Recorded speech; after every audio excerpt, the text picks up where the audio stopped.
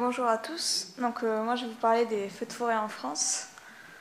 Monsieur Rigolo on a déjà un peu présenté la situation, mais chaque année plusieurs milliers d'hectares brûlent en France de forêt.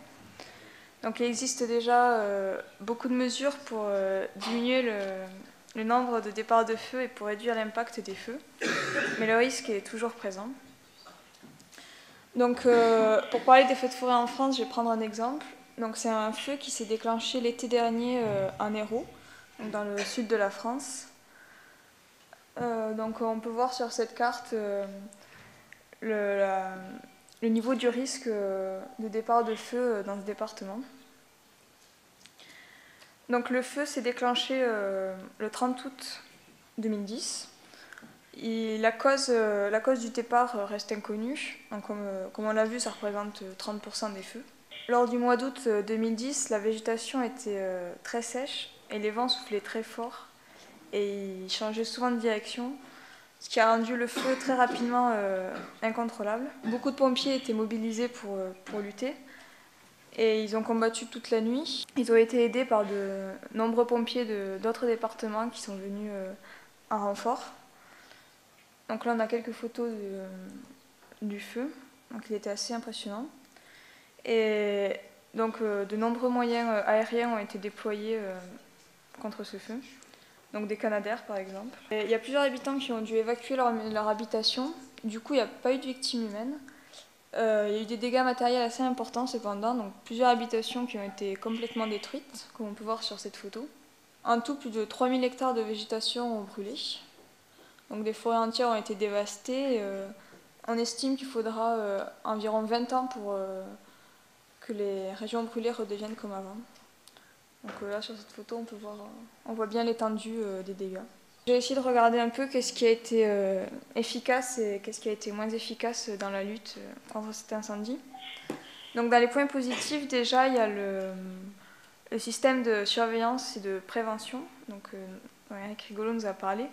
Et dans l'Hérault par exemple il est très développé, il y a beaucoup de patrouilles qui circulent tout le jour. Il y a des vigies, il y a des tours de guet. Donc la surveillance est vraiment très, très importante.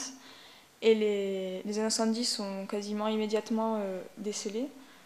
Et donc ils sont en système radio avec des salles de commandement et les pompiers.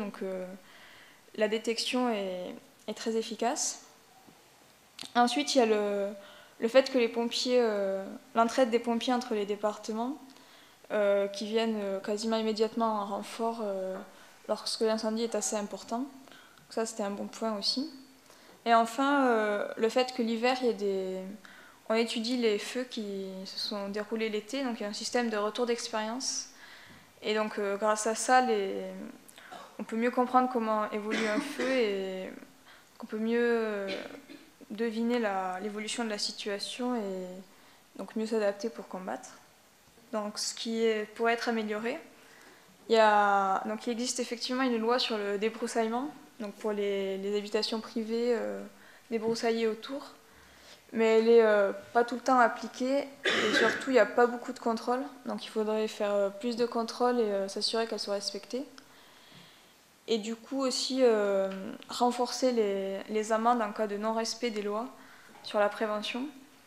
Par exemple, à la même période, dans le même département en Hérault, un feu s'est déclenché parce qu'un viticulteur a voulu brûler du bois mort et le feu s'est propagé. Il faudrait que si c'était plus sévèrement puni, il y aurait moins de comportements à risque. Et enfin, il y a beaucoup de zones dans ce département qui sont d'anciennes zones agricoles abandonnées et qui sont devenues des friches très facilement inflammables. Donc il faudrait éviter d'abandonner ces zones et penser à une reconversion.